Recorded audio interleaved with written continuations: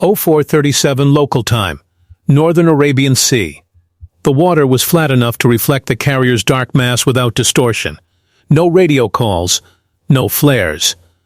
A line of small contacts held at the edge of the strike group's defensive ring. They stayed just close enough to be counted. The air above them was crowded with quiet machinery, unlit drones, low and steady, like insects that had learned discipline. The irreversible part began when Iran mistook silence for absence. The formation around us, Abraham Lincoln, did not change course. It did not accelerate. It did not respond in any way that surface observers could interpret. A carrier strike group is not a ship. It is a distributed sensing organism that happens to float. What moved first was not steel. It was data.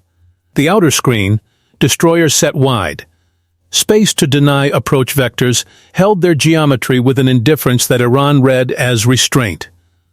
But restraint is not weakness. Restraint is time. Iran's fast craft appeared in clusters, engines high, wakes bright. They came in staggered lines, not to fight, but to compress decision space. They were numerically superior in the only metric they cared about, hull count. That is how swarms try to win, by forcing the opponent to become reactive. They advanced with a doctrine built on proximity and theater. They believed the U.S. could not afford a visible mistake. The Abraham Lincoln group remained quiet. Not passive, quiet. Above the horizon, the carrier's air wing stayed largely unannounced. No demonstrative flyovers, no public warnings.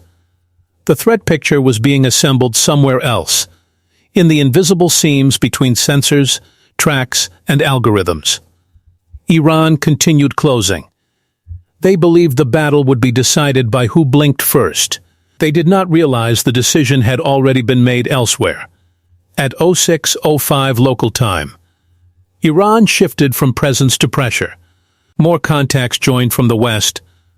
Then the north, boats arranged like a loose crescent, designed to overwhelm human attention.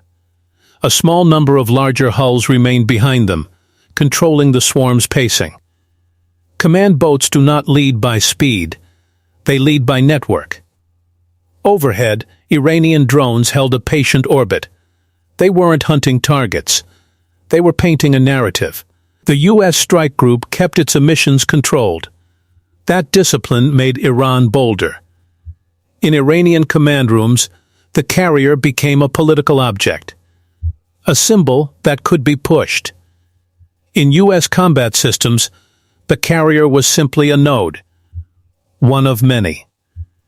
The U.S. did not contest the approach with warning shots. It did not chase the small craft. Instead, it watched the pattern in Iran's transmissions, frequency habits, timing drift, routing behavior. Swarms are loud in the electromagnetic spectrum, even when they think they are clever. The first U.S. response was not visible on the sea surface. It appeared as a tightening of correlation confidence inside the network. Iran's boats kept moving. Their confidence increased because nothing happened. That was the misjudgment.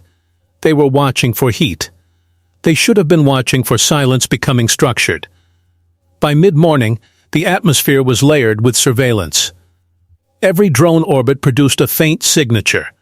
Every boat radio had an accent. The strike group collected it all without comment. Iran began running close passes along the outer screen. Not ramming, not firing, just close enough to claim dominance, and to force U.S. commanders into a reputational trap.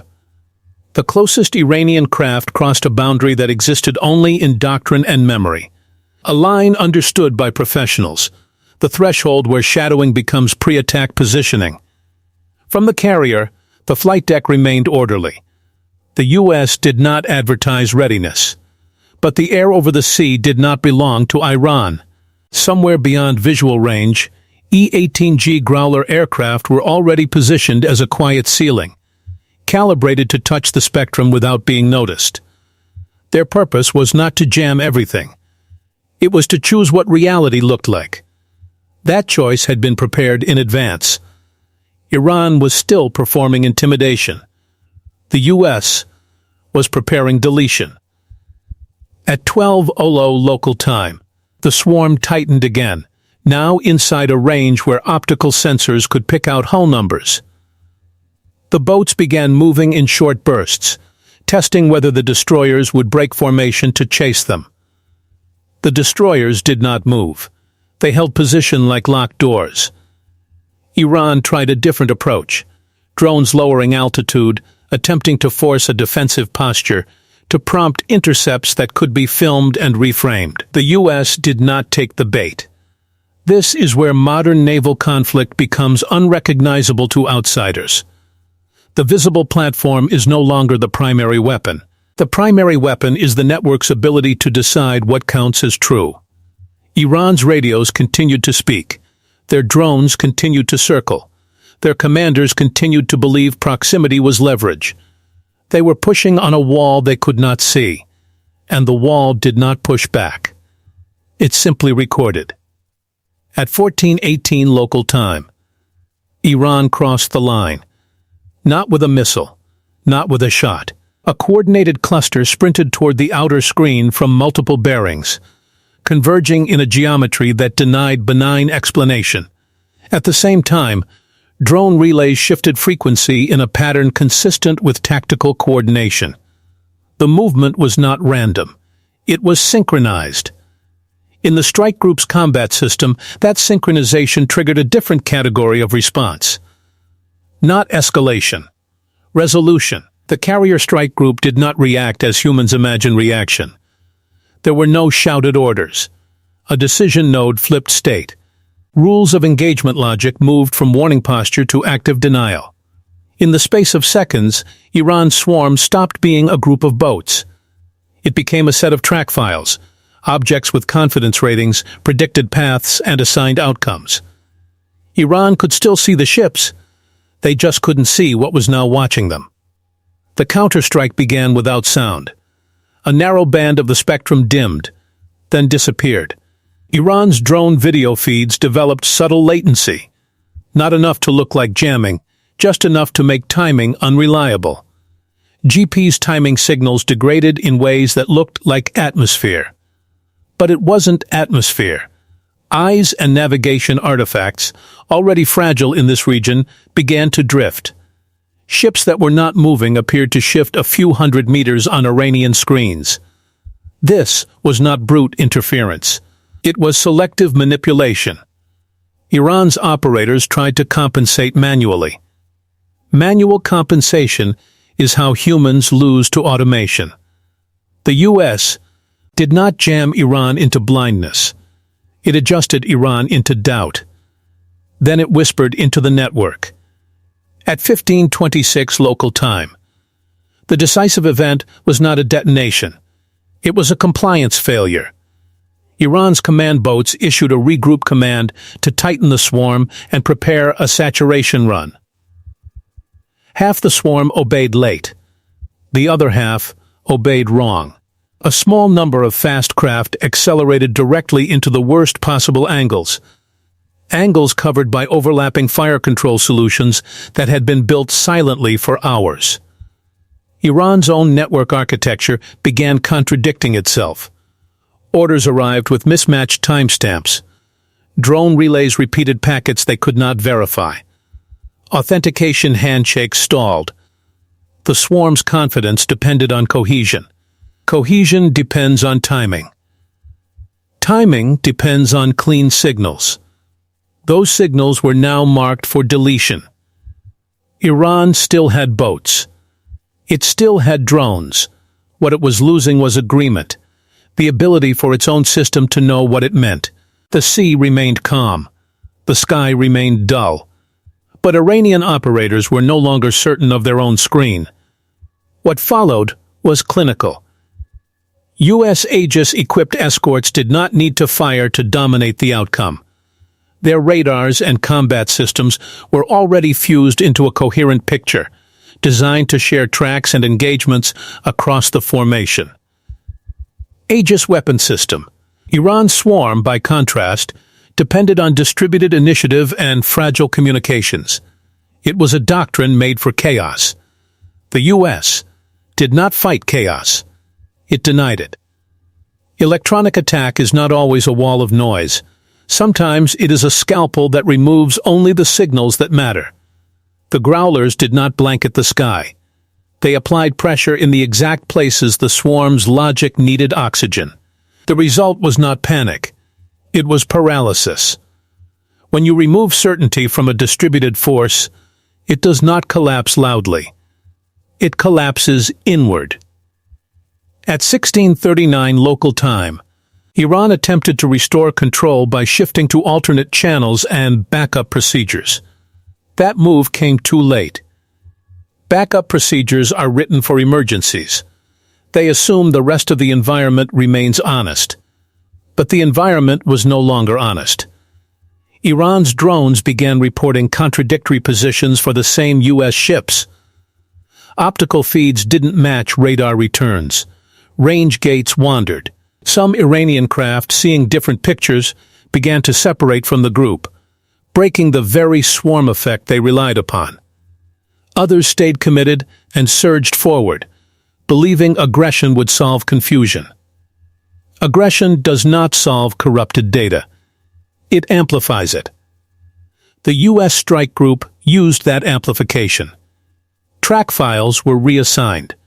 Threat priorities shifted in real time. Engagement options were created and discarded without ceremony. From Iran's perspective, the U.S. still looked quiet. That was the cruelty. The most dominant systems do not announce themselves. They simply enforce. The humiliation phase did not require destroyed ships. Iran's boats were forced to slow, then turn, not because a missile hit them, but because their own command logic could no longer guarantee they were moving toward advantage.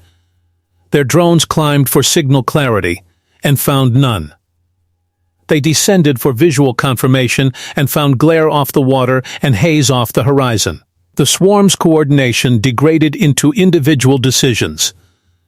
Individual decisions are where swarms die. Iran's larger support and command hulls tried to pull the formation back together. Their transmitters worked harder. Harder meant louder. Louder made them easier to map. The U.S. did not chase them. It boxed them with geometry. Destroyers holding outer arcs, aircraft orbiting where they could see without being seen, and an electronic perimeter that made Iranian movement feel like walking inside a room where the walls are moving. The carrier remained the comm center. It did not need to prove anything. The message was delivered by the absence of drama. Iran had crossed the line expecting a reaction it could exploit. It received a demonstration it could not narrate. At 1908 local time, Iran's swarm began to retreat in fragments, not routed, not destroyed, simply separated from its own confidence. A few boats attempted a final close pass, perhaps to salvage a symbolic image. Their navigation tracks wavered again, subtly, decisively. They turned away. The U.S. escorts did not pursue. They held formation until the last contact crossed outward beyond the defensive ring.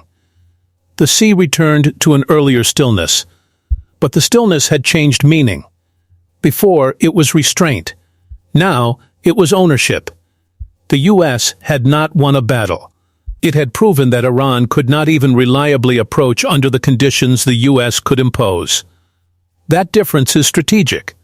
Afterward, the consequences moved faster than any ship. Commercial traffic through adjacent routes adjusted its risk models. Insurance rates do not respond to rhetoric. They respond to demonstrated control. Regional navies updated their assumptions about what interference looks like. Because the interference had not been obvious. This was not a lesson in firepower. It was a lesson in permission. The U.S. strike group demonstrated that it could decide which signals survived, that it could decide which sensors agreed, that it could make an adversary's command network doubt itself without firing. In modern maritime conflict, deterrence is not a missile on a launcher. It is an algorithm that denies the enemy a coherent picture. Iran did not lose ships that day. It lost something more valuable, the belief that proximity equals influence, The carrier's presence remained constant, but the environment around it had been rewritten. Not with explosions, with control. This is the direction naval war has been moving for years, whether most observers noticed or not. The decisive battlefield is increasingly invisible. It is made of synchronization, timing, authentication, and trust. If you can corrupt trust, you do not need to sink ships. You simply prevent them from being used. Iran crossed a line expecting an argument. It encountered a system that does not argue. And once a system begins rewriting the battlespace, the outcome is not negotiated. It is executed.